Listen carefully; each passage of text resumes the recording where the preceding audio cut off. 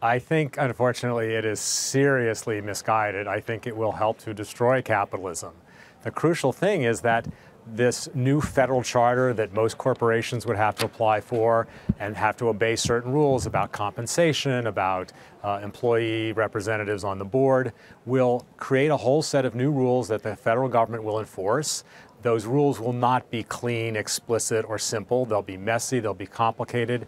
Huge ability for companies to evade and avoid, and for the government to enforce those rules in a way that protects those who are less honest, protects those who are politically connected.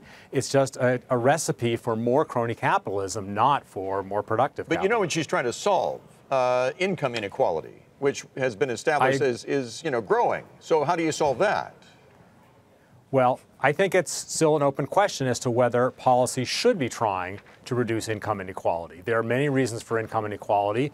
Many of them suggest we should try to reduce it. All sorts of government policies that create more inequality, of course, don't make sense or undesirable. But inequality that happens via the free market is not necessarily undesirable. It is what it is. But in any case, the right way to reduce inequality, and more importantly, the right way to help people who are very poor, is through a social safety net of the kind that we already have, that has welfare and food stamps and Medicaid and things like that.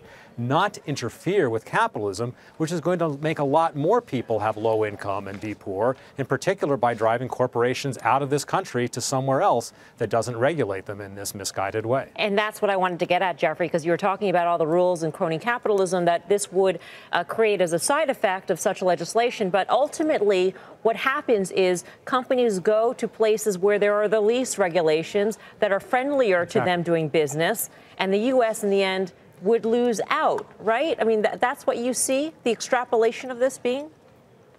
Exactly. I mean, there's lots of evidence from differences in tax rates on capital across states, across countries over time.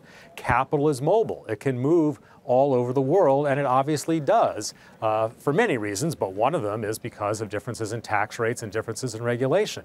And if we make it more onerous for companies to locate in the U.S., they're going to locate somewhere else, and that hurts precisely the group that Senator Warren is trying to help, that is, the employees of these corporations. They will have no jobs instead of jobs at wages she thinks are too low. But, you know, the comeback often to that is we still have the best rule of law in the United States. And when it comes to enforcing private contracts, all of the things that happen here are a reason why, on the left, they argue that corporations should pay more and do more because our system is better and they can thrive here more.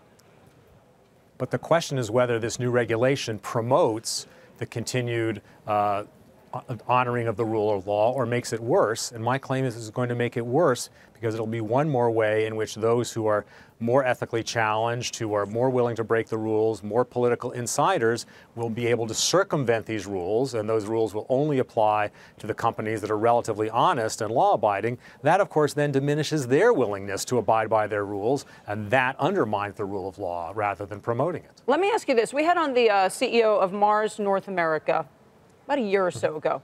Mars, very secretive company for years, and then suddenly they were appearing on TV. And we asked her, why are you coming on CNBC? Here's what she said. Consumers, who really are the ones that we're really watching, they want to know more about the companies behind the brand. So before, we could talk through our brands. Now they're saying, especially millennials, we want to know more about the company. When we went on further with that discussion, it really became clear that answering the millennial desire for more social activism, for more statements about what a society should be like, was something that they were really thinking about, that it was a consumer-driven decision to be more, explain more about the company. What do you do in that environment? You know, in the old days, Milton Friedman would say, you answer to the shareholder. Well, what about that when your customer is demanding more political stuff?